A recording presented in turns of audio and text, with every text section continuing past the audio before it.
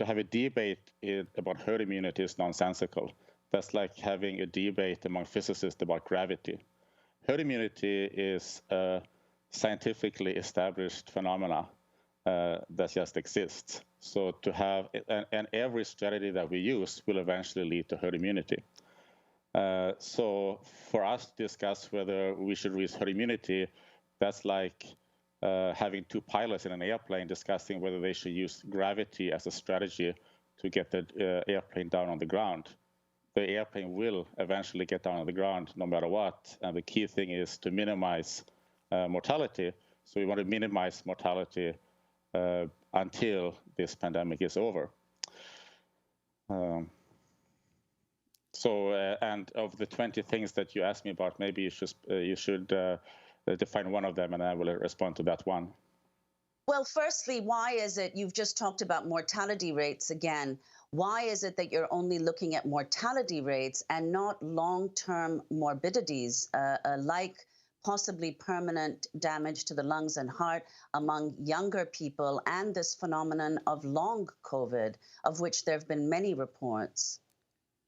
So first of all, in terms of long-term effects, we don't know anything about the long-term effects beyond 1 year for obvious reasons, because it hasn't been around for that long. In terms of long, 6-month effects, that's a common thing for many infectious diseases, including the annual influenza. And there has been no reports that I have seen that shows that the long-term effects of COVID-19 is any more common than the long-term effects of the influenza. Dr. Kulldorff, you said that I misspoke at the beginning. Why don't you correct what you think I said wrong? Well, one thing is the debate about herd immunity. And another one thing is that the declaration is not arguing that anybody should go out and get infected. Just like if you have with car traffic, you let people drive a car, that doesn't mean that you let them go and get killed in a car accident, even though some will, and we know that some will. So we will let young people and children go to school, for example, and go to university for in-person teaching. That's extremely important for these children and for the students, not just for the education, but also for their physical health and their mental health, which is a major concern, this collateral damage. So we are not letting people get infected. That's nonsense, and nobody should go deliberately become infected.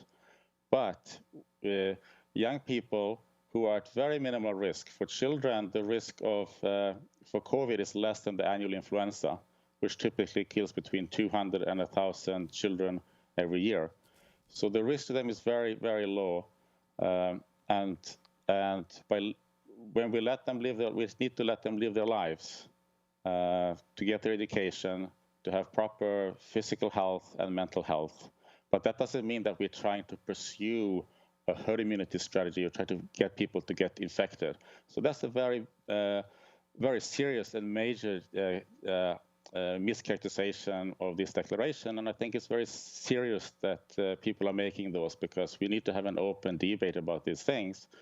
And it's just not the three of us who authored this, who have signed this declaration, who I think comes from reasonably respectable universities. We also have, for example, the former chair of the Department of Epidemiology at Harvard School of Public Health who have signed this declaration. So very prominent people, very prominent scientists have signed this, and so on.